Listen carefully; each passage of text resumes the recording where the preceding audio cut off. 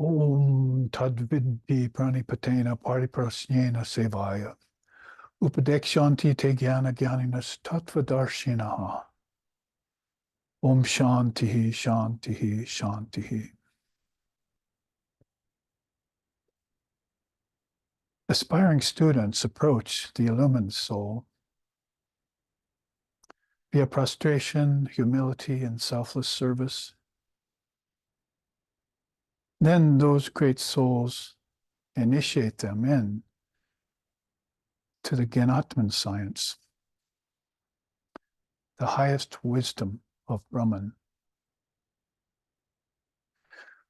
Om nahi ginena sadrisham pavitram miha vidyate tat svayam yoga samsiddha kalenatmani vindate. Om shantihi shantihi shantihi.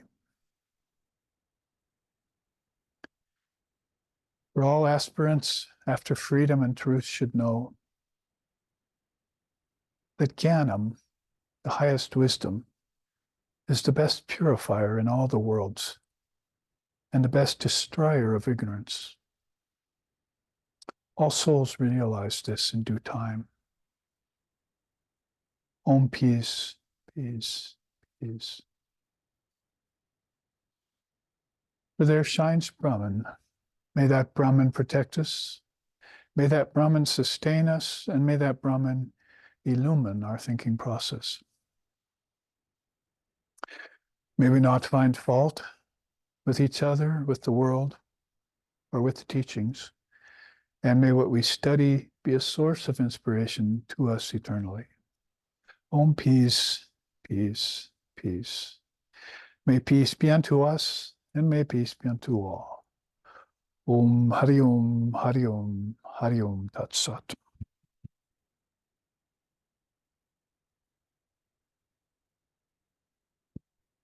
So great boon and blessing to be here on Sunday at our usual time to pick up on last week's class, which is a new series we're looking at called the Jnana Bhumikas, or Jnana Bhumikas. Sapta means seven. So we're really talking about upper stages of awareness that some of us who have been pursuing the fruits of spiritual life for some months or some years, maybe longer, even decades, are already coursing through these upper tiers. We want to make sure that when we hear about such levels of consciousness, and when we hear about the seven chakras, when we hear about the 8 limbs of yoga, we hear about the Ashtanga Marga, the Eightfold Path, all these systems that are put forth as teachers. Well, people tend to sit there and think, I wish I had those, or I wish I knew those, or I wish I could attain to those. But I'd say that once you've heard them, you've already come to be aware of them, then they're already burgeoning inside of you, because they, after all, exist inside of you first and foremost anyway. And now you're just in a position where, taking on a body-mind mechanism, you're seeing them from the outside, like on our nice teaching charts here, of which I think I produced number 403 yesterday about Gaudapada for the May retreat. So it's that objectivity, subjectivity thing, is that objectivity is a good thing, but we want to make sure that we attain to a witness consciousness of these things rather than a state of I don't know-ism, like, oh, he's teaching me, I have to learn this. In Advaita Vedanta, and Vedanta overall, with Swami Vivekananda at its head in this particular day and time, we look at it in a different way, as if these things are already within us. They're like stairways that many of us go up and down every day, but maybe some of us stumble to lower steps, and maybe others don't even know the staircase is there.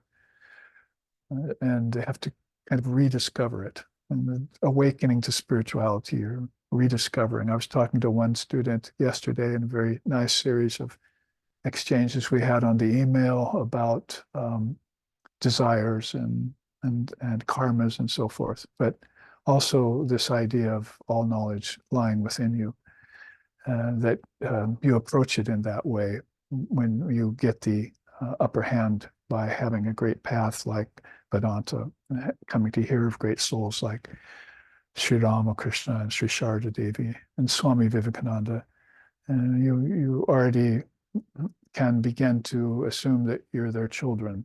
And so you have a great father, a great mother, and an older brother, and they're already yours. That's already a given fact.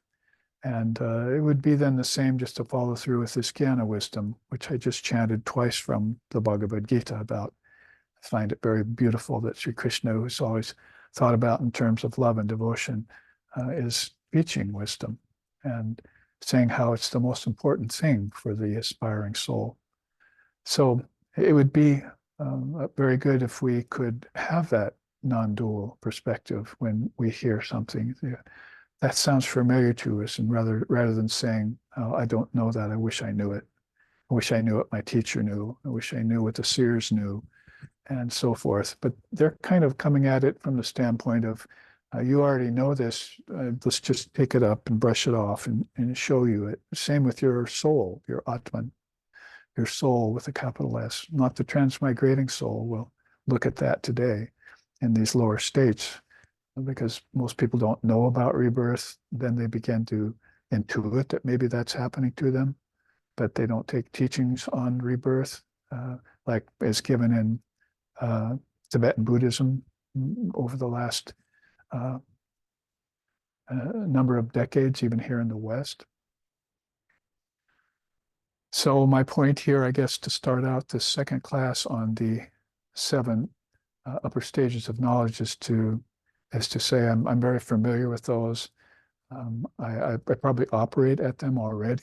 Like if I pick up a book and I understand what I'm reading, like a Gita, any Gita, Bhagavad Gita, Ashtavakra, Samhita Gita, Avadhuta Gita, Shiva Gita, Devi Gita, any Gita I pick up and I feel at one with that, and I'm actually using my prana and my energy to extend my hands to pick up this book and bring it to my eyes and read the wisdom or hear it from the lips of an illumined preceptor, as the Upanishad says, well, that's a sign of already advanced level of Jnana Bhumikas. So then why are we spending so much time on the Ajnana Bhumikas? Because we spent a whole class last time, and we'll probably spend most of this class hoisting us up to this level of the 7 Jnana Bhumikas. Because as my teacher said, in Vedanta, we go hand in hand toward the truth. We don't necessarily go solo. We see great souls like Swami Vivekananda, definitely a solo kind of being, but came back to help us, came to our country, took all the pains to try and talk us out of holding on to the idea that we have karmas that are insurmountable, or it's going to take a long time to get through them. Just blast your karmas. Raise your consciousness to these higher states of awareness. Operate there for a while, and then where will your karmas be? Where will your fear of death be? Where will your attachment to objects be? Where will your brooding on the future and the past be when you just train the mind to live at a higher level of consciousness? So that's what, when I was in my 20s, our founder, Lex Hickson, SRV Associations, had shared with me. He said, basically, we're just going to keep company with these holy beings for as long as we need to. And maybe eternally too, once we realize who they are. And in that way, then we'll be able to get the transmission that I just talked about. And the sincere seeker approaches the illumined souls, prostrate, humility, do selfless service, and then ask those questions that come from the space of atmic inquiry, atma vichara. When everything has been settled, the atmosphere has been set, and then it's the time to ask those questions that are deepest in your mind and dearest to your heart. And then you'll get those specific answers that will, that if you have any lingering bits of your consciousness, any fragments of your consciousness still associated with these lower levels, they'll swiftly be destroyed. and karmas along with it. So karmas cling to these lower states, you see. It's like putting a match to a ball of cotton. Oof, it's gone in an instant. There's just a little bit of ashes left over. Rather than saying, oh, where's the match? It's too much trouble to strike it. Does cotton burn? I mean, you can go on forever asking questions about the nature of non-reality, but you have to really find the inquiry into the nature of reality and have your faith in it and ensconce yourself in it. I am that. I mean, basically, Tatvamasi is a very high statement, a Mahavakya and so forth, but it's also very applicable to a person who's extracting themselves out of these lower ways of thinking. And last satsang Saturday, people were speaking up and saying, I still have those. I mean, people that had been on the path for, 20 or 30 years. And so I still have those tendencies in my mind. I still think about them and they still haunt me on certain days. And so they must have this image in their mind that there are some beings who just are done with that completely. And that's a very inspiring thought. So that's why we're hoisting ourselves and everyone else with us up through the Ajnana Bhumikas. We need to know the unreal as well as know the real. In Sri Ramakrishna's way of saying, don't study Maya up close, get distance from it, and then study it if you must. So that's how we're going to look at ignorance, which is unreal, karma, which is unreal, suffering, which is unreal, lack of enlightenment, which is unreal, brooding, which is unreal, lust, anger, greed, envy, jealousy, pride, shame, pride of caste, pride of lineage, these 6 passions and the 8 fetters, all of them unreal. It's like you put them in one basket, you put it aside and say, there's the reality finally, because I don't have so much of my attention placed on things that have no substance. I'm putting my attention on that one thing that is substance, that is essence, that is the swarupa. It's the subtlemost of the subtle. Anaranian, it's called in Sanskrit. So that's how I'm starting off this second class in order to give us all this right perspective. One of the Eightfold Path of Lord Buddha, which I just mentioned, and I do have that chart with me to show either today or next Sunday, is having that right perspective before you start to practice. And it was also Sri Ramakrishna's, one of his favorite teachings. He said, it'd be very good if all of you just, renounced some things and then spent time meditating on God and then went to your jobs and then raised your families and so forth. It might sound kind of impractical in this day and age to do that. And the Western country, it definitely is not that possible because we haven't been started out with the Dharma. The problem in India and further Far East is that they have been given that for centuries, but it's become old and worn out and outdated. They don't believe it anymore in the face of Western materialism that's coming on fast and has come on fast worldwide. So that's the 2 different perspectives, generally speaking, of West and East right now, is that the West, we just don't have any place to start from because we were never given the Dharma. In the East, they've been had it so long and have produced so many hundreds and thousands of Jesuses and so forth, so many illumined souls, that now it's become the carpet's become sort of threadbare, as Vivekananda said. And you have to waken it up anew. It has to start out fresh. And it's very ironic, but very true that you can look at something ancient and bring it back and it will be new in this day and time. So going on a little bit too longer as than necessary, probably about the fact that we go hand in hand to Brahman. If one of us gets a ray of light, we must turn and share it in Vedanta with the others right away before it gets covered over by the world bewitching Maya or by the ignorance of the mind, the non-ignorance of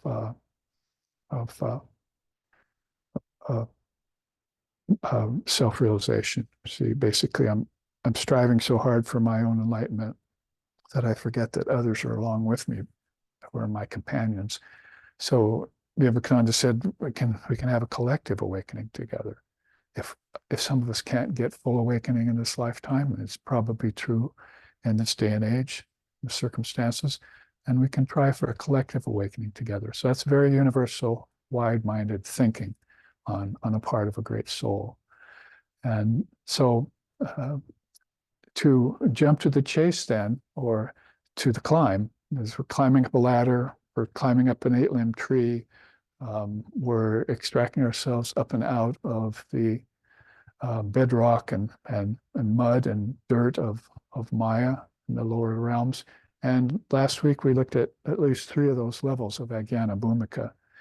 And we had those charts, you remember, that had to do with desire, karma, and samskaras, how if you look at a teaching like this and you're a newbie, you haven't awakened yet to the fact that these are eternal teachings and accepted as true by the seers, then you're probably going to look at that and say, well, where's my first lifetime? So we dealt with that last weekend. There's, you might say, a first lifetime in every cycle, but the cycles are infinite. So you're always having a kind of first lifetime if you're taking embodiment. So in that way, you can kind of give up the question as being a little bit impractical, and just say that there's no many beginning, middle, and ends to anything, according to the great souls. So I must answer the question as best I can. So last time we saw how souls have, through many lifetimes of desire-based action, have formed mental impressions that bring the soul back into conditions, and they can't remember what went before. They don't know what's coming up, past, present, and future, 3 phases of time. So then that's going to be something they have to deal with, and it's called spiritual awakening.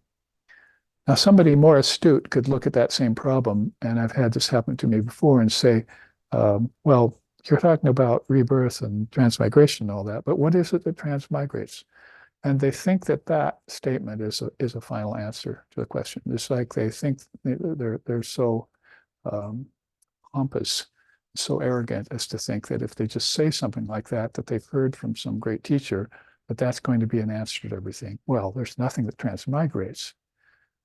Well, we can tell you what transmigrates. There's actually 3 bodies you have, and the karma is collecting inside of them. And so it's a transmigrating soul, is what India calls it.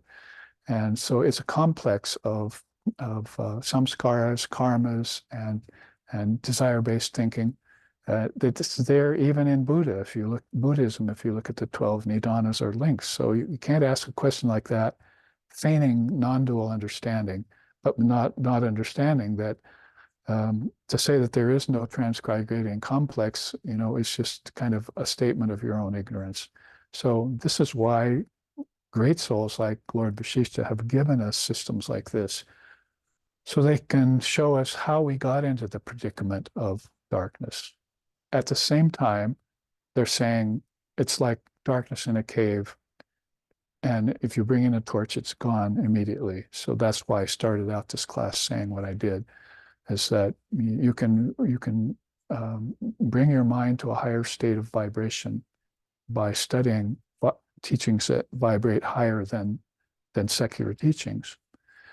And at that point, then all of a sudden, you're becoming aware of yourself. And if you become aware of yourself, you're becoming aware of a self. You're becoming aware of a self that is becoming aware that it had previous lifetimes. And that's where we left off.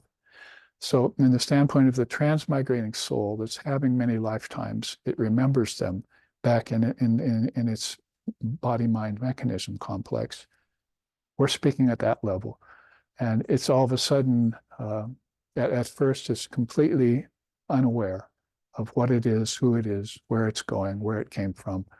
But that's all of those questions have to get answered by degrees. So that's why we were talking about, and what we were talking about in the first 3 Jnana Bhumikas, if you remember, the first three of the 7 stages of knowledge. So let's continue on in that climb.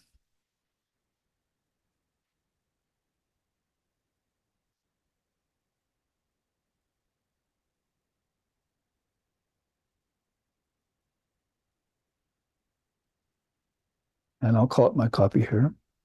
as I said, we looked already at the whole chart on desires and samskaras. And as a quick review, that seventh and lowest state of ajnana or ignorance, we saw that it had to do with, if you'll follow along, it was called bindu jagrat. So that's a very minuscule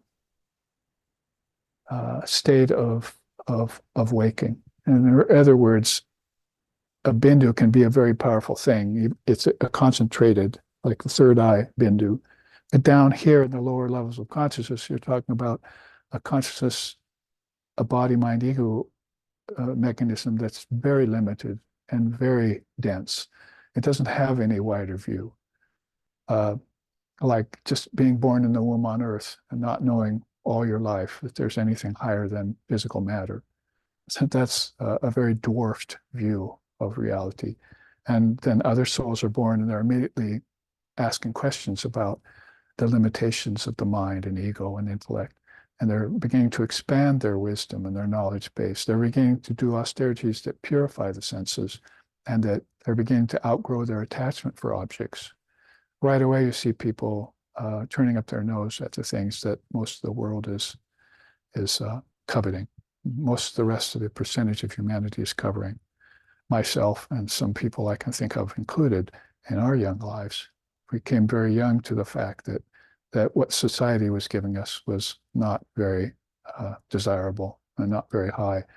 And so you have to imagine that state of bindu jagrat, very, very tiny, egotistic kind of life. Now, one question that came in last week after the first class of this series was waking, dreaming, and deep sleep is appearing in most of these levels. And so my answer to that was that basically waking, dreaming, and deep sleep here is appearing with very little light, and waking, dreaming, and deep sleep goes on here with greater light. That's a simple answer that we came to. So basically, you can have subhecha and upwards. We'll see what that's like over the coming weeks, what kind of knowledge and awareness the soul possesses at those levels. And just walking around like Swami Vivekananda, naturally in possession of this jnana wisdom, is just the most natural thing in the world. The nectar of naturalness, they call that in India. But you'll see that there beings who have these are still going to sleep, dreaming, and waking up. So in the cases of ascending levels of Jnana Bhumikas, their waking, dreaming, and deep sleep is attended by more and more light.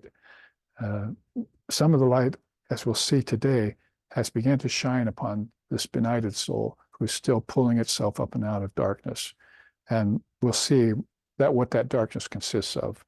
Sometimes in Vedanta, we've talked about it as a curtain of nescience, just this cloud of unknowing where the brain mind cannot see through. And so it's a kind of living in a fog all its life, like living at the top of the mountain, a cloudy place where the sun never shines. So that's life inside the lower levels of the Sushumna. But the Sushumna arises in 7 higher and higher levels, or lotuses they're called. And life there at the deep level of the Sushumna, at the higher reaches of the Sushumna, is accompanied by much more light. And so the act of waking, dreaming, and deep sleep become conscious acts. And you say, oh, my body has to rest. I'll sleep. But Brahman never sleeps. My mind will stay awake and it will watch my dreams. So usually dreams are something very cloudy and murky, and people can't even remember them.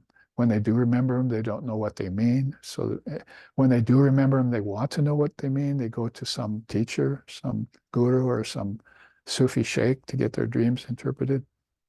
But beyond that, there are people who just take waking, dreaming, and deep sleep as happening only on the level of prakriti, of nature. And higher consciousness has begun to suggest itself so intensely and so deeply upon them that they feel like they're in an ever awake state. We talked about that last week.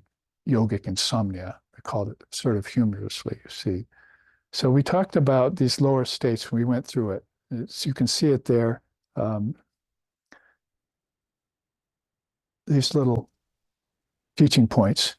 It's a root state of ignorance. It's where the jiva is in incipient manifestation of itself. So it's having its first view of what it's like to be embodied. It can't remember ever being in a body again. It can look around the world and see animals and plants and insects and other beings, but it knows itself to be a body. So this is what the jiva first thinks, I'm a body. And it's not even what just your upbringing, what adharmic parents or people who are ignorant would teach you, but it's actually part of the whole process of embodiment is that, oh, I'm in a body now. I have to get used to this. I'm a baby. I have to grow. I have to gain facility of my eyes, ears, hands. I have to learn how to walk. This is what they mean by the jiva coming out at the bindu jagrat level of ignorance, basically, or lower knowledge, if you want to call it that. It's almost not a cause for blame. You can't look at the baby and say, what are you doing in that condition? See it cast aspersions upon it. You just want to help it grow. And hopefully it has in its mind, rather than in its body only, these higher memories. And we'll see how that happens, awakening at higher levels of the soul. So a quick review of the first one. The second one is Jagrat. So now we said it's not Bindu Jagrat, so it must be a wider level of waking state. And it says there, awareness of individuation. So we see that in children growing up. They begin to find out who they are. Or, of course, we would say in spiritual life, who they think they are. Who do you think you are is actually a kind of expression when somebody gets too arrogant and they become too self-centered. So it's actually a very spiritual question, who do you think you are? But you won't really find a great teacher who can explain who you really are and what you're not until much later in the game. So that's happening to these people at this Jagrat level. And this is a waking state that's very devoid of any kind of light of higher understanding. Let's just put it that way. Try and think of yourself when you were young, before you came to the Dharma. It's easy to do in the West, maybe not so easy to do in the East. But in the West, it's pretty easy to do. I really didn't know anything back then compared to what I know now. And then you say, oh, I'm so grateful that I came upon a teacher who could teach me the Dharma, because that expanded my horizons abundantly. And now I'm thinking at much higher levels of things. You see, this is where what I was saying earlier is basically don't take away the foundation upon which you understand things. You should be celebrating this at the same time you're trying to divest yourself of these. Any shreds of that are hanging on to you, like brooding about objects, or attachment to one of the senses, not even all five. You see, because down here is pretty much individuation means I'm a body with five senses that likes objects and hates other things. So you have your attachments and your aversions going on in a big way at that level of ignorance. So you might say embodiment on earth and the Burya Loka is common for everyone to be in ignorance. The whole thing is, will they awaken and how quickly will they awaken? That's what the seers are thinking. Those souls who want to stop and help you to where they've arrived, help you to awaken at that level, that's what they're thinking. Inception of differentiation. You might as well say inception of violence, because they start to become individuals and they begin battling and competing with each other. That's also the nature of this world. So you see that that's where wars are born, and these lower levels of ajnanam, and between countries and races, even amongst religions, like even amongst the same religion, like the Catholics and the Protestants going to war, for decades. That's Christianity, isn't it? But how about Europe? All the different countries warring against each other, even before Hitler came along. So people were trying to do what Hitler was doing, bring all the countries together under their country, under their banner. So it's a kind of domination that was going on there that was just deep there in the soul. So you can explain a lot by by looking at the seer's view of what ignorance is. You might call these seven. Oh, you want to know what the seer thinks of when he thinks of the word avidya? Well, here it is described nicely to you in stages yet. Let's go on. Maha Jagrat is like the great waking state now. It's like almost a great awakening state, but that's still yet to come because you have to pass through a few things. And this is where last week we looked at some of those charts. There's a progression of repeated rebirths. Do you remember that chart where I took all 7 mentions by Sri Krishna out of the Gita of how a soul is born to good parents, then finally to dharmic parents, then trying to be born in the family of yogis, finally being born in a family where it could follow the thread of its yoga and actually get free, and then be born in yoga itself, be in a state of yoga. So by that time, all of these stages have been coursed through, and so much of spirituality has been attained by those souls. So that's a beautiful way of studying rebirth. So that's what was happening here and where we left off last week. Progression of repeated rebirths. It becomes aware at some level that it's lived before or that it's an eternal soul. And of course, that's going to be expanded. That realization and that insight is going to be expanded to a reality pretty soon because it'll come to a place where it can actually see its past rebirths. I was thinking the other day about certain things in dreams I've had over the last 30, 40 years. There are some eternal things in my dreams, and they tend to forget them. One of them is the ashram of my teacher where I'm with him. But other ones, less spiritual, it's like there's this house in my dream that I go to and a room that I'm in that's very familiar all the time. And things are going on in that room that were specific to my life through the decades.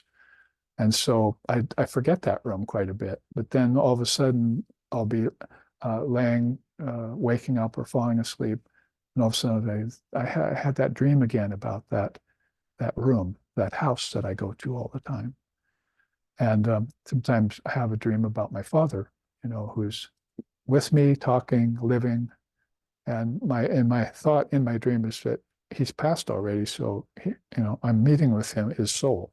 So I know that he's already dead, as it were, died many, many decades ago when I was in my 20s. So now all of a sudden I'm meeting with him again and we're communicating right there in the dream. And it seems so real that the idea of death becomes something that's unacceptable to me in my dream, because there he is in his subtle body communicating with me. And so that feels very good. I dream about him maybe once a year or something. So those are these kind of eternal dreams that you have that keep coming back to you. And it's one way of explaining this awakening that's happening at the 3rd and 4th level of the Ajnana Bhumikas. We looked at it with Krishna's teachings last time. And let's take a quick look at the answer to that question of a person who thinks they know so much when they say, well, what is it that's transmigrating? There's nothing there to transmigrate. And they think that's such a powerful statement they're coming forward. Well, here's what's transmigrating. You've got 3 bodies. And if you're seeing that,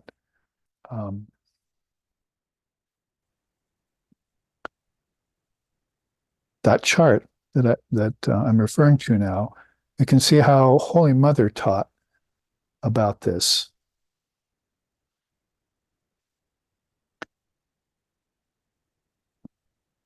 The transmigrating soul is a body-mind mechanism or a psychophysical being.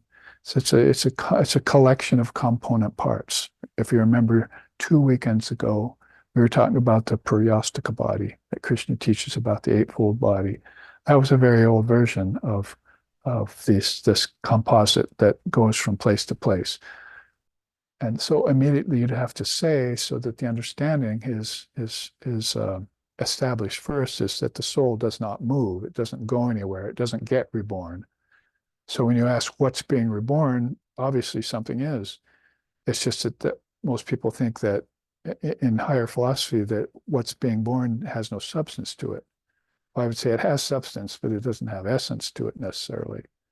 It's changing, so it's impermanent, it's transitory, it's ephemeral, it's all those words, it's unreal. But nonetheless, from the standpoint of the being who's doing the transmigrating, it seems very real to them. And the seers aren't standing back and telling you, oh, you're nothing. Your body, your mind is nothing. They're telling you to use these mechanisms for a higher realization, like using the body as a temple, for instance, when it's easy to denigrate the body, but it's performing all these wonderful functions for you. So it'd be better to deify it. That's a good word in Tantra, is to deify. So this chart here is going to show us basically what is it that's transmigrating the body-mind mechanism. It has three bodies. It has this body first, the immanent body in an immanent world. It has a transcendent body and a transcendent world it goes to, and it has a absolute world and a transcendent body. We usually call that gross, subtle, and causal in Vedanta. Under the gross, you can see there what is it that's coming and going. 5 elements of earth, water, fire, air, and ether. The body composed of marrow, bones, fat, flesh, blood, skin, and nails. The 5 organs of action: speaking, handling, locomotion, excreting, and procreating. Those have to do all with the gross body in the immanent world. Immanent world means this world right here, the physical world, the Bhur Loka. Now, the subtle body and the causal body are part of a transcendent world as far as relative to the immanent world. And you can see what the subtle body consists of: intellect, ego, thought, and mind. More specifically, that's really what's doing the transmigrating, because memories are collecting in the mind. Great thoughts and unworthy thoughts are collecting in the mind as samskaras. We looked at that last week. The ego mechanism is transmigrating from place to place. It has memories of what it did. Otherwise, it wouldn't be awakening to them. You see, as we move on, so become more and more evident that what the soul is raising itself out of is done by the means of remembering actions it did. Sometimes that's painful, like bad karmas. But other times, good karmas bring up insights about having done deeds in the past that were good deeds, see. So this is all lodged in what they call the manas buddhya hamkara. See, the chitta, that's the fourfold mind. They call that in Sanskrit antaha karana. Antaha karana. That's the fourfold mind. And there you see next to it the 5 subtle elements. Audibility was hearing on earth. Tangibility was feeling on earth in the body. Visibility was seeing on earth in the body. Flavor was tasting on earth in the body. Odor was smelling on earth in the body. So in your subtle body, you're still having these 5 elements and these 5 senses, right? They're just now at the level of the body, level of the mind, the antakarana.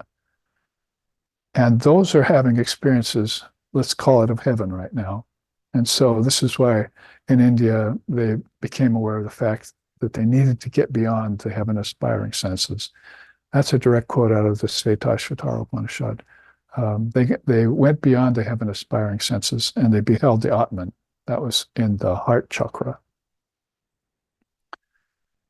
5 senses of knowledge are still there in the subtle body: smelling, tasting, seeing, feeling, and hearing. As you do that in a dream. Remember, we're talking about coming out of waking and dreaming, right?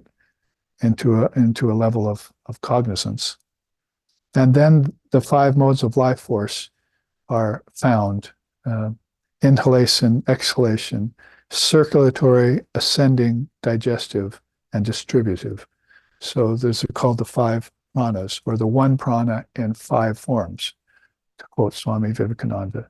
So you can see that the subtle body and the causal body all have, the subtle body has all of this in it. So that's going to make more sense and be more of a reason by which one can trace a residue from lifetime to lifetime, like Tibetan Buddhism has. Oh, why are they coming back with attraction to that particular thing? Even illumined souls have attraction to certain things that they experienced in a previous lifetime. So we'll hold up this mirror to the baby, and the baby says, "Ah, I recognize that was mine in another lifetime." So it's by experimentation in this way that you find out if a soul has memories.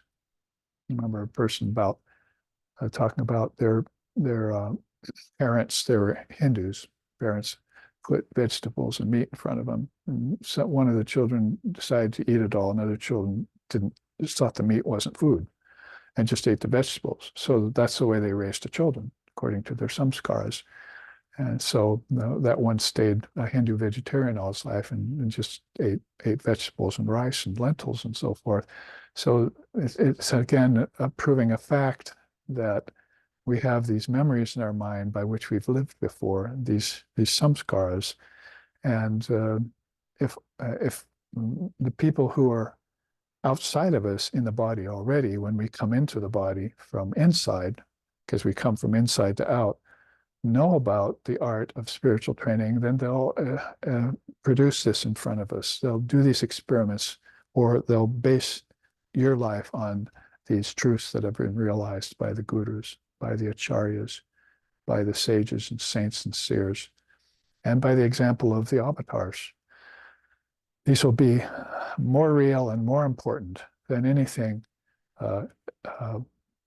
else available in the body or on earth. As you can see why there are so many higher levels of knowledge coming yet to be encountered and taken possession of, mastered. Causal body is hard to say much about it. It's an undifferentiated state of consciousness. All the differentiations that were here in sets of fives and so forth are not there anymore.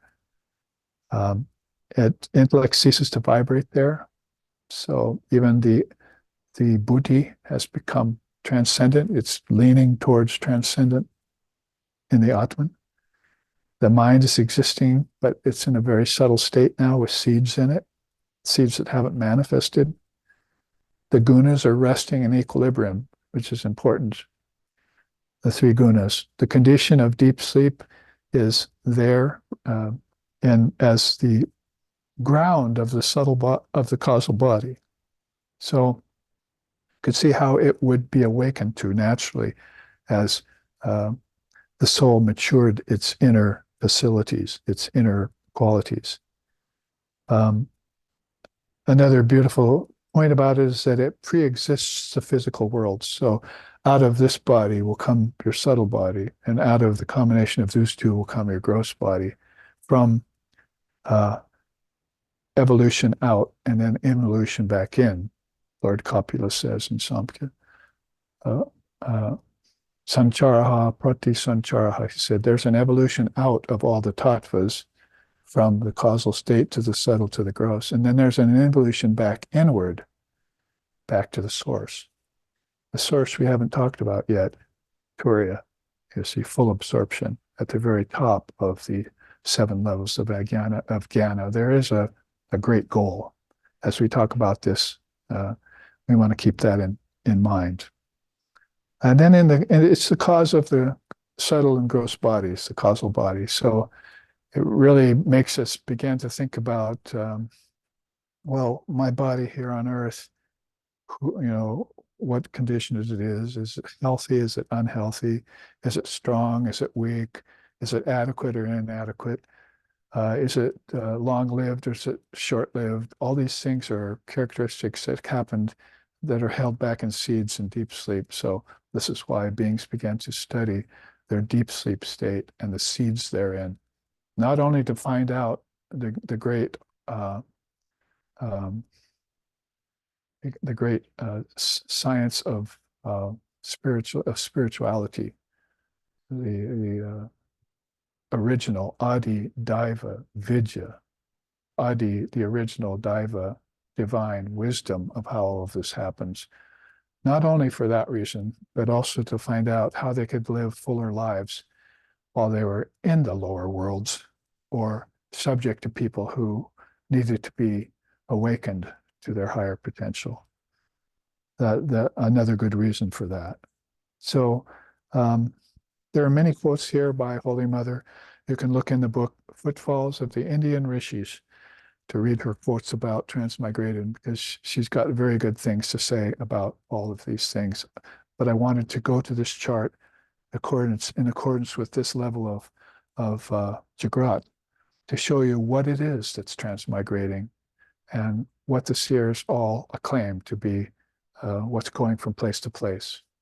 Go thou from place to place and help them out of darkness, as Vivekananda said. So you're going to have knowledge of these three bodies. You're going to have that in order to help others, like the Jivan Mukta has, like the Bodhisattva has. So you can't stand there and say, oh, those are unreal, don't go help them. See, or what is it that's transmigrating? Well, we know what it is that's transmigrating. Let's try and get it to stop. Or let's try and get it to stop transmigrating at a lower level so it doesn't have to suffer. So there are plenty of more important questions to ask by viewing the action of the seers who come into the body. They're not saying, oh, this is unreal. You see, that's not their first, they already know that. They're saying, how can I help with this mechanism? Who can I help? How can I help? Where is it that I'm most needed? And that's much more important question to ask than some philosophical question that comes to mind. So look at her quotes there.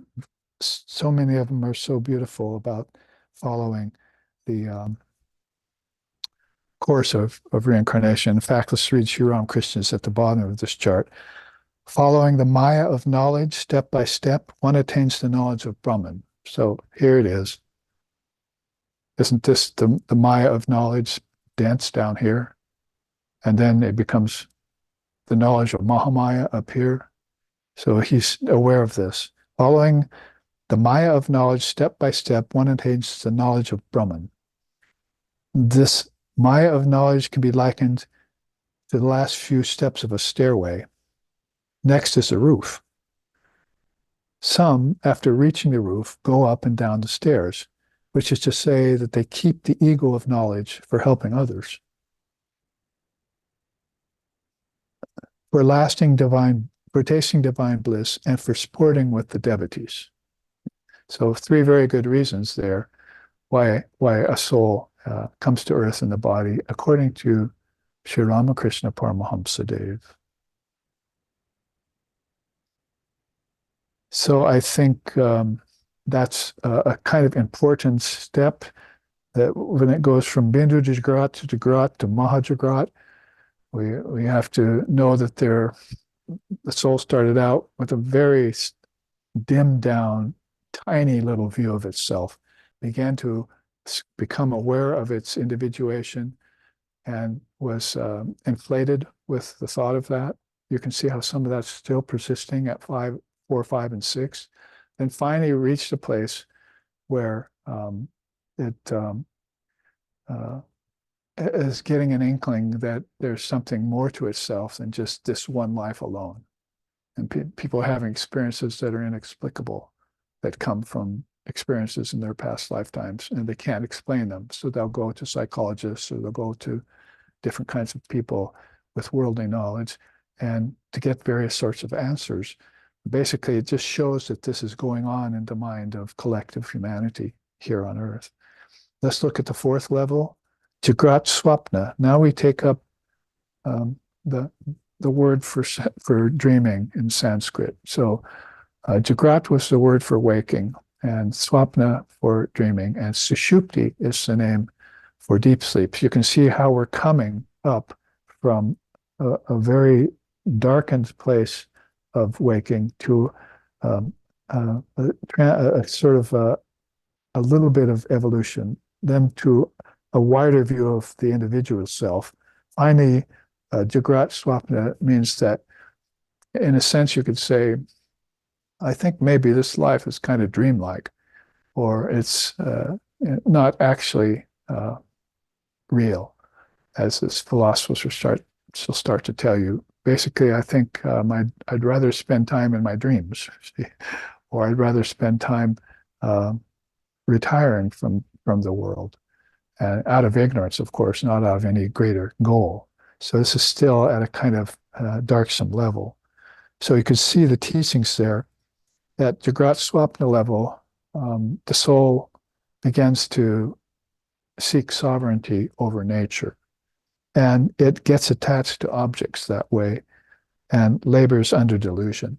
Those are three landmarks of the Jagrat Swapna. This is basically these are dreams I'm having that are opposite but connected to my waking state. Because I can dream a lot of things in dreams and get them easily, but in the waking state, it's going to take a lot of effort to try and procure them for myself. And nature is rather like that. It takes a lot of work to look into nature and extract from nature what the soul desires from it. And then as it begins to concentrate on mining earth, on controlling the flow of water, of using air for various things, and ether and so forth, then it begins to get attached to the very things which it's trying to gain mastery over. So this is why I said earlier, Sri Ramakrishna said, best to study it from a distance, and then have that safety net for yourself, rather than get into it, think it's real, and try and own it for yourself. And so this is kind of a miracle how sometimes the mother will rescue the soul from that kind of thinking or that kind of predicament, so that there's a glimmer of light that comes through, called a higher level of thinking, that happens to some people who are at risk at falling into domination over nature. Even the devotees are that way. Like when they sing about their attachment to objects and wealth, like this song.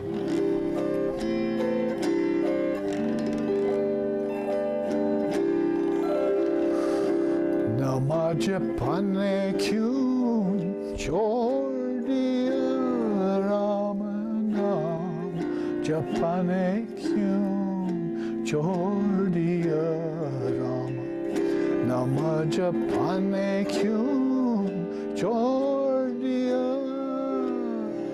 Krodana chora, chutana chora, Krodana chora, chutana chora, Satavachane kyun chordiya Rama, nama japane kyun chordiya Rama, nam japane kyun chordiya Rama, nama japane kyun chordiya.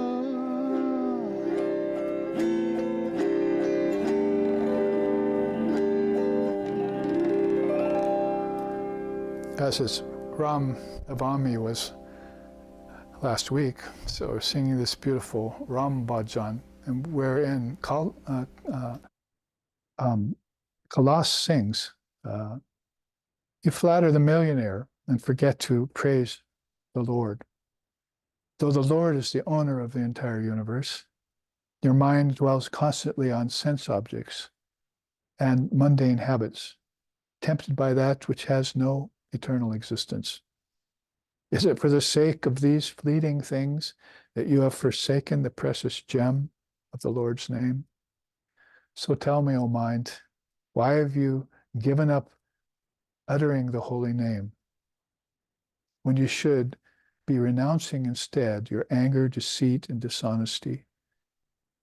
You have given up your integrity and sacrificed your love of truth instead. So if that happens to a soul at some point, you can see how a birth in a lower realm like that wouldn't be so hard to understand, why they had given up their pursuit of truth and fallen into such things as trying to get sovereignty over nature, as he calls them here, fleeting things. Why are you seeking those that are changing all the time and getting bound to them, bound to objects, attached to objects? And as a result, then you're losing your love of truth and God. Like, what does it avail a man to gain a kingdom but lose a soul? Has been said by Jesus at another time. So there are songs sung about beings who are operating at a higher level of awareness, but whose minds are still haunted by things that happened to them over lifetimes. And so this is why awakening to, as Sri Krishna mentions in the Gita, awakening to the existence of previous lifetimes is very important for people to begin to at least entertain in this day and age in the West, as it explains so much which goes unexplained in people's actions and thoughts and what they teach their children. So another very powerful reason to continue on with this kind of pursuit of dharmic wisdom. So that's a little bit about Jagrat Swapna. Basically, if you try and get the things of nature and then you attach to them as if they're real, and that makes you attach to objects, then you end up laboring in delusion and you have this karmic repercussion coming back. We looked at that earlier on last week in that whole sinkhole chart where desires and samskaras were recurring to people who were forgetting the truth of existence and engaging in this kind of lower activity, lower realms of thought where darkness is prevalent. Another thing I wanted to flash back to, because we had it in a recent class series, was this. If you remember it, in a recent class series, I'm not going to go through the whole thing, but it does explain how people get caught at the surface level of the powers of nature. There's basically there are the powers of nature, then there are occult powers of the mind, and then basically there are powers of the mind, and then there are powers of the yogic powers too. So the teachers often warn us away from the occult powers, but I have to say that at this level of lower thinking, you can see how they're laboring in delusion and how nature has taken over. So you can see here, if you remember from our teachings, about physical power and its limitations. Mastering the 5 elements for purposes of increasing personal wealth. Where I just sang that song, the Kalash saying, you flatter the millionaire, but you forget to praise Sri Ram. Also coveting the objects of nature for enhancement of sensual pleasure. So the senses and the objects, as is instanced here in the last level, are still haunting the soul. Fashioning devices and inventions in order to expand individual influence. You can see, I already said that started way back here in the individuation of the soul. It says, I'm an individual, I'm better than that individual, I'm going to compete with it, and I'm going to gain power over it. That's for, it tries to increase the realm of its influence. Like government officials and little tiny officers, they have power over these little tiny workings. Somebody wrote me last week and said about that. See, and then they just control these little tiny areas of life and stand as obstacles to people getting anything accomplished. So this is this individual influence that people are trying to expand for the sake of the ego and for the sake of nature and for the sake of objects and desires and wealth. The next one is attempting to integrate aspects of nature's power in order to elevate the personality. That's called, when it becomes at an occult level, it's called mahima, trying to make oneself great. Like I'm saying, I have a country, I'm living next to two other countries on my border. I think I'll become the greatest country and I'll absorb them and dominate over them by creating war between us for whatever reason. And then I'll win the war and I'll be able to get their resources. This is all what's talked about, is trying to make oneself great in the face of others and maybe scare them or make them fear you, or in other ways, take what is not theirs. That's why in yoga, asteya is one of the earliest yamas, non-coveting of other people's goods.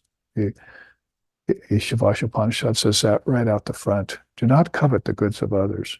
So in India, the Upanishadic era, the rishis knew that this was not a good course to pursue. In fact, if you pursued it, then you'd be recalling some scars of darkness that would influence you. So it's not just that you're coming up and out of darkness. It's that, like, you might run the risk of getting pulled back down into those same darkness of the mind. And as Knkowledge just sang for us, you see, we're getting all the reaches, the upper reaches of the Sushumna. Life at the upper reaches of the Sushumna, the name of a chart that I was just working on. Eternal life. So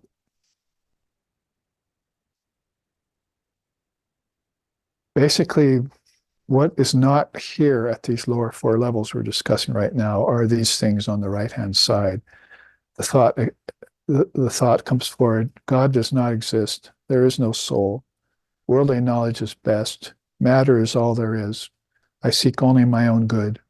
I am better than others. Ignorance is bliss. The body's health is paramount. My race is superior to those of others. Only my religion is true. Objects can bring me happiness. Wealth is the goal of life. The ego personality is the real person. I don't have to stop and explain each one of those individually, I hope. In fact, I probably did in our last class series, where this was the main chart. So this is all about proper delineation of these three powers. So I wanted just to show you the top part of this chart so that we can understand deeper what we've studied in the past in the Dharma about how the soul is being led by ignorance and darkness in these lower four Ajnana Bhumikas.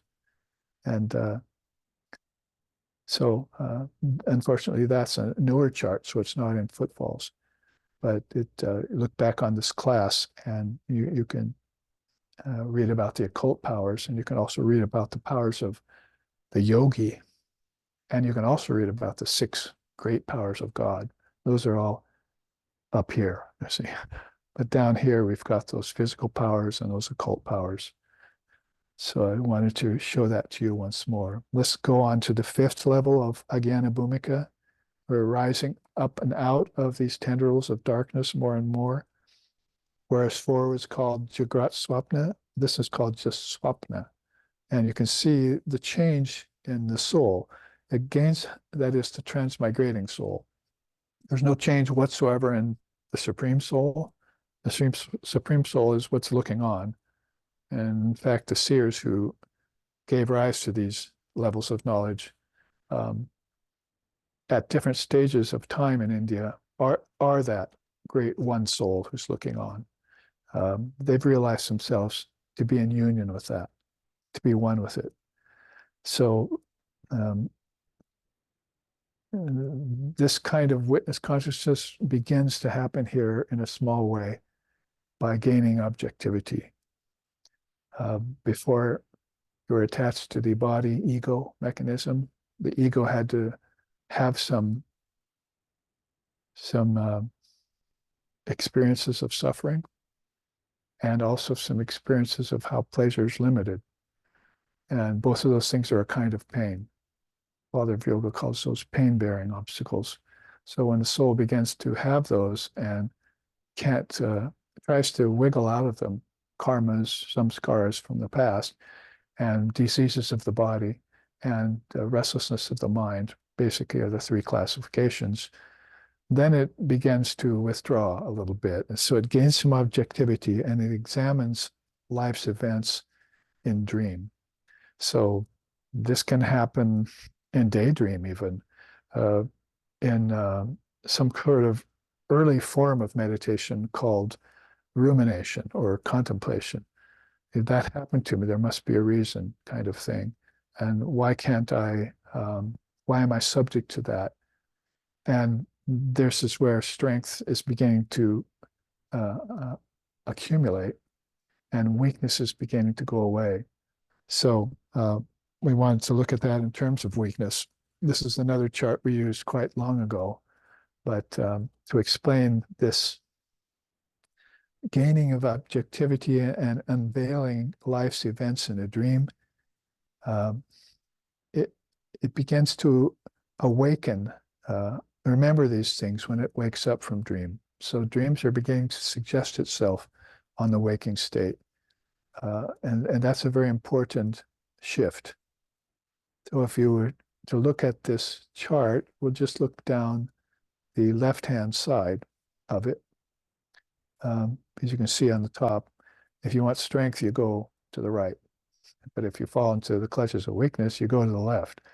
So souls at this point, like I said, are having the possibility of falling back into old ways of thinking, old habits, old attachments, and failing themselves and failing the goal of spirituality. This can even happen at the state of Sushupti and Jnana Bhumikas, where basically people see the truth, they select a teacher, they get a mantra, they study a scripture, and then they decide to go back to lazy, complacent life and give up the goal. And hopefully in another lifetime, they'll take it up again. Remember how we saw that in Sri Krishna's chart last week in the Gita, how souls will try and pick up the thread of the yoga. He's not saying there that maybe all beings do. It's also very possible that they're losing the thread of their yoga and falling back into worldliness.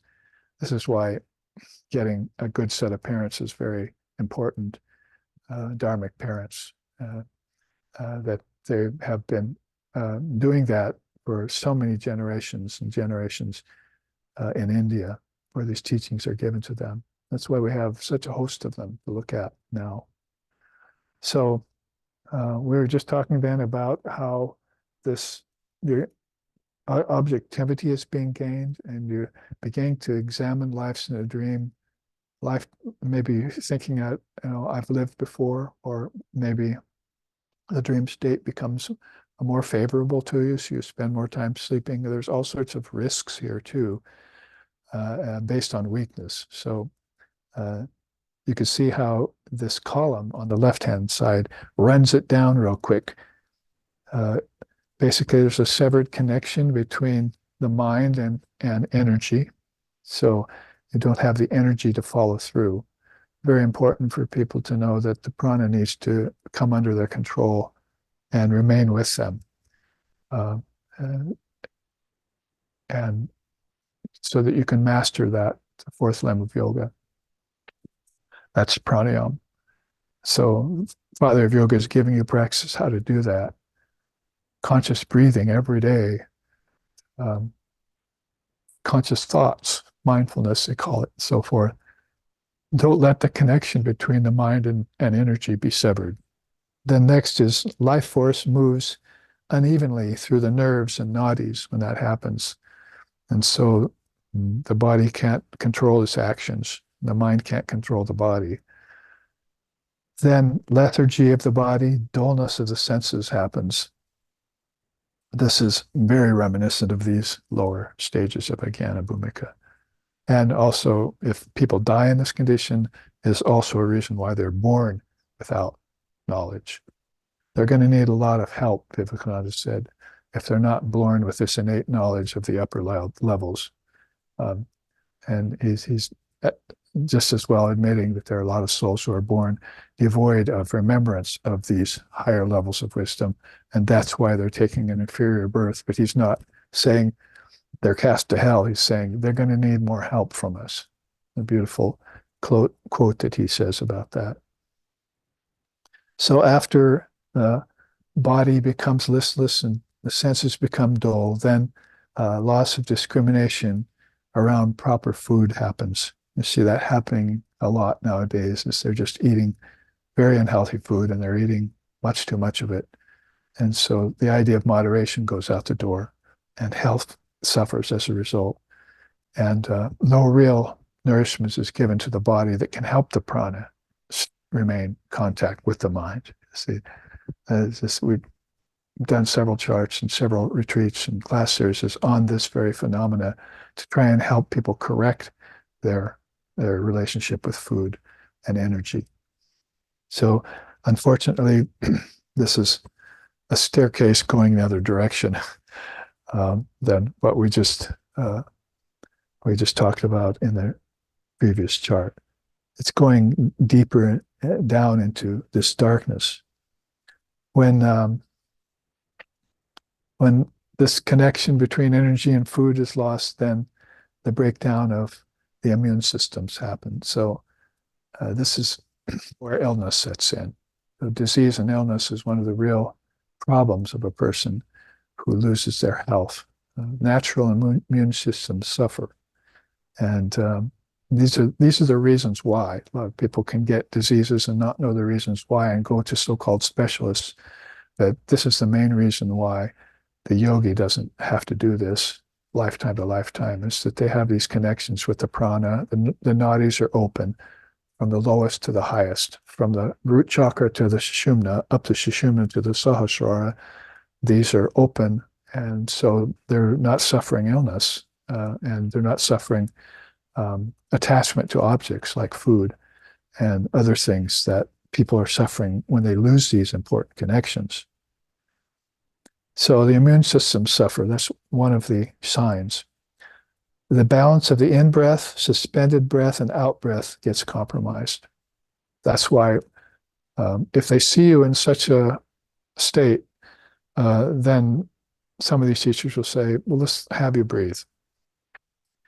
And they're hoping that will open up the mind's natural abilities. But basically, it can also just go so far because you have to know how to connect the energy back to the mind, prana, back to psychic prana, we call it.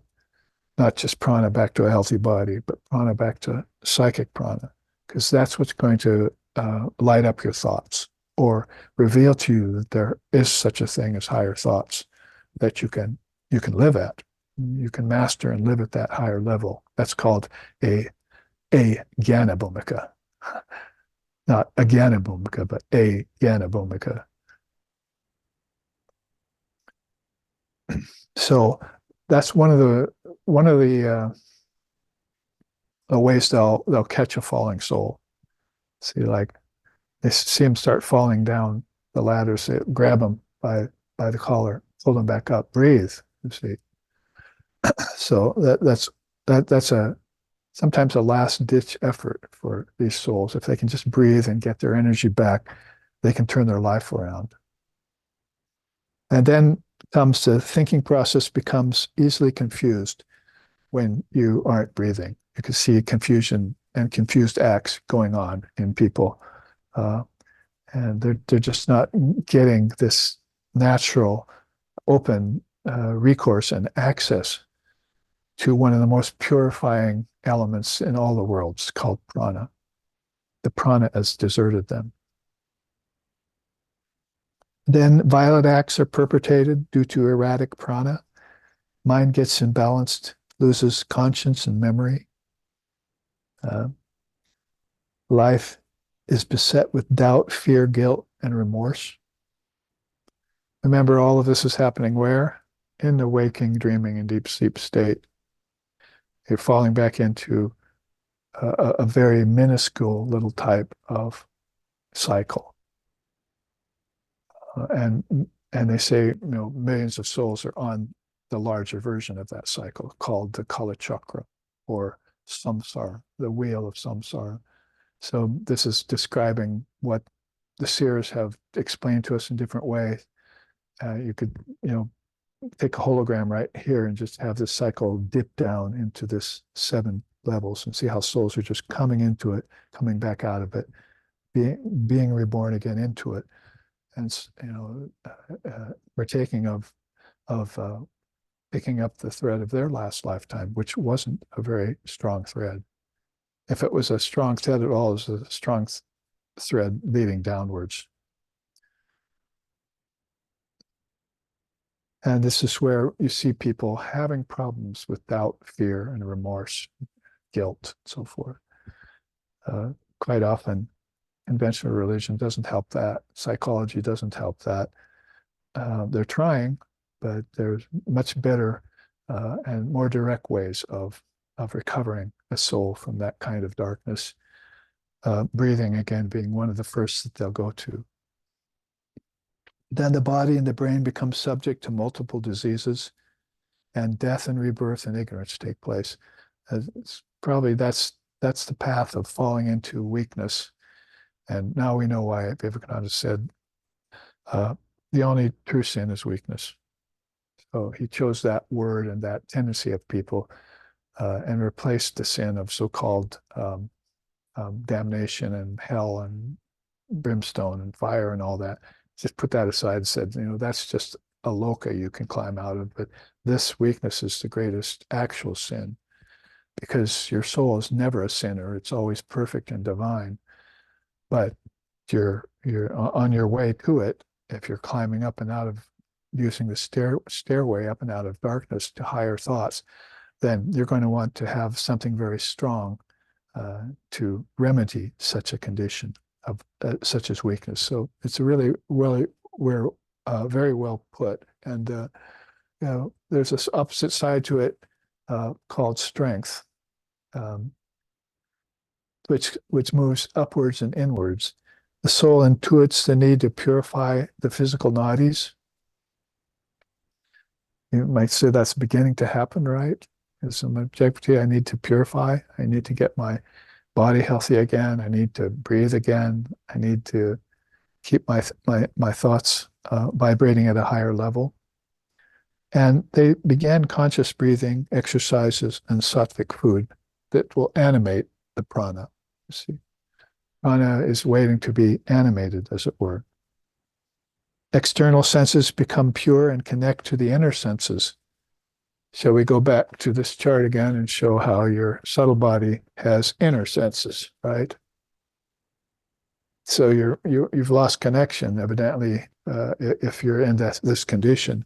So then breathing and good food and so forth will connect you back to your inner senses. You see how it works here with remembrance of past lifetimes.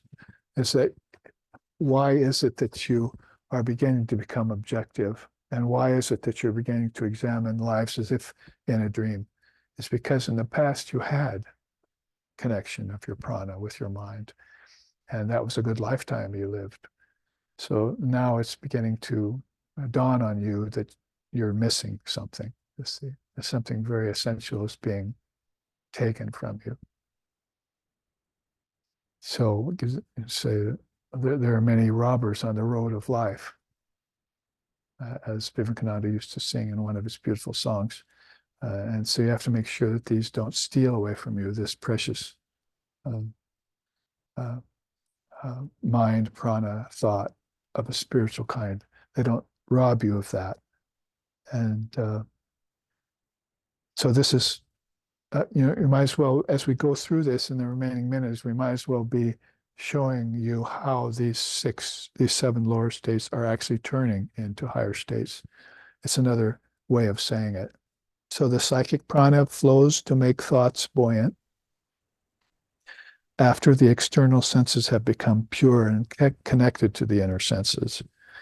So this is, psychic prana is a very almost unknown thing here in this world, in the West, in this world, in this time. And psychic prana is the power that animates your thoughts. That's a great power, but it has to have, it's a kind of power or force or prana that's not going to be there if you don't breathe physically. You see, you're not going to waken up to the higher prana until the lower prana is set and satisfied. The practitioner then discovers the secret of the scriptures.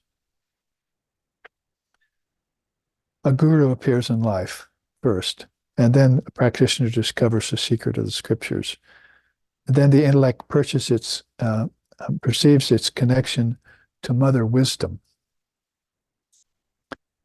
What does it remind you of right now? Does it remind you of Queen Chudala's Walking of the Skies chart that we had two weekends ago, 2 Sundays ago? Remember how she walked the skies? This is what it's reminding me of as I read it. She's getting into higher meditations. Yes, the intellect perceives its connection to Mother Wisdom. That's Shakti power, Kundalini power. And then that power inundates the body-mind mechanism. Selfless works and individual sadhana ripen. Selfless works and individual sadhana. Meditation matures to reveal the truth of unity. And the soul has open darshana with higher powers. And it's Ishtam. That's his chosen ideal. Like for us, Sri Ramakrishna and Holy Mother. You have open darshan, then. It's a matter of natural course. Neutralization, destruction of primal karmas ensues. So this is also something that, as I was mentioning, these souls that are in possession of these higher states of thinking still have some tendrils maybe connected to old karmas. But now you can see them and destroy them as you rise up to openness to these higher levels of thinking. Higher levels of yoga, higher chakras. And that higher means deeper, of course. Then the gunas get mastered and transcended. Always one of the penultimate achievements in Vedanta and yoga are the transcendence of the gunas. And finally, the mind gains full illumination, merges into Brahman. And that would, of course, be a tantamount to Turyatita. It transcends even the Gitas, the gunas, I'm sorry. So we can see here Swami Vivekananda's statement, the pleasure of the self is what the world calls religion. But the more our bliss is within, the more spiritual we are. Let us not depend on the world for pleasure. He always puts it very succinctly and straight to the point.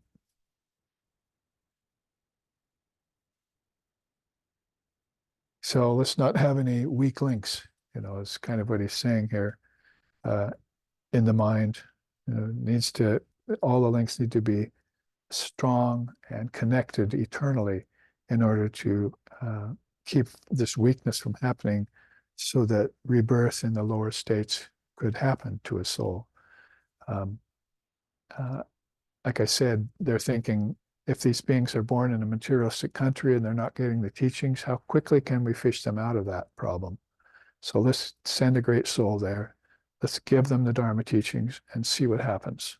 See, our own founder, Lex Sixon, said, Vedanta in America and the West basically is a kind of experiment right now. We're kind of guinea pigs, as it were, to see how this ancient Dharma, with its connection to the absolute truth, and its many, many hundreds and thousands of great souls that have lived and supported it, how will that affect a whole culture that's climbing out of darkness, are still involved in materialism, still involved in objects, desires, still with attachments, still with the warring against each other in countries, still with their ego fights between individuals. How is that truth? How quickly can that truth dawn on their minds and shore them up and extract them up and out of the lower bhumikas, to put it in older language. We've basically almost run out of time, but we did make it through 2 more levels of Ajnana Bhumika. So it's getting good now because we've seen what waking in darkness and dreaming in darkness, if you want to put it very succinctly, is all about. So next week and Sunday, we'll look at Swapna, Jagrat, and Sushupti. seems like Swapna Jagrat is now, turning dreaming state to be more prevalent than the waking state. That is, you're bringing, and one of the great teachings here is that more light is beginning to come to your dreaming state. And you're bringing more of your own consciousness out to bear upon your waking and dreaming state. That seems to be what happens.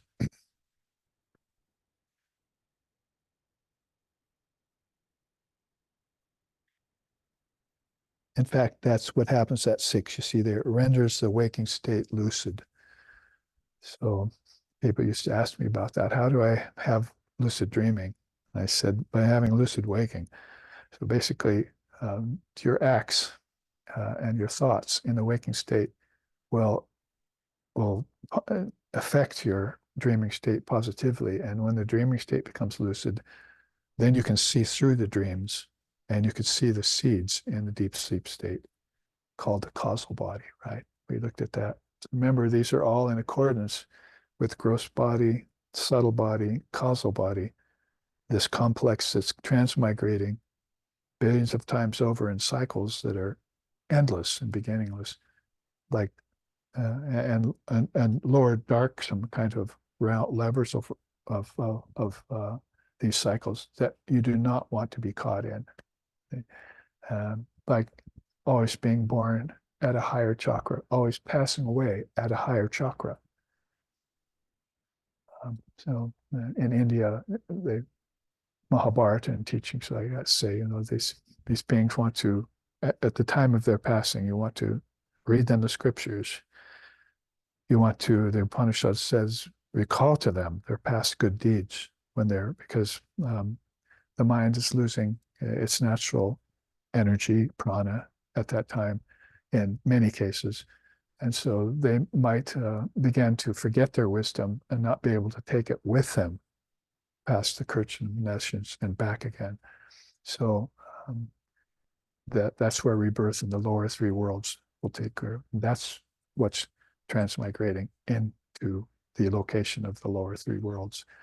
All wisdom and knowledge that we have to be very aware of as we practice to refine our awareness to be able to live and exist and share teachings of the upper 7 Jnana Bhumikas with other beings.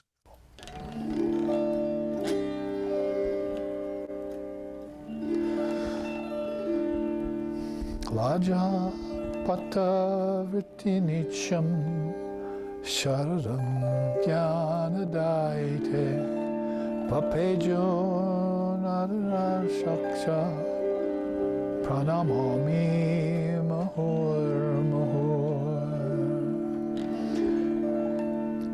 Jnanam sharadam devim Ramakrishnam jagadgurum Pado padme toye shritva pranamami mahor mahor pranamami mahor mahor.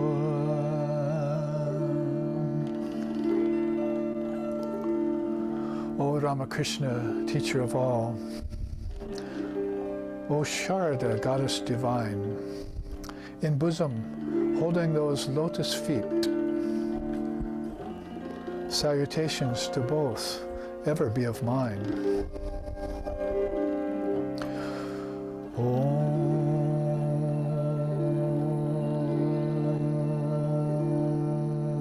Shanti, Shanti, Shanti.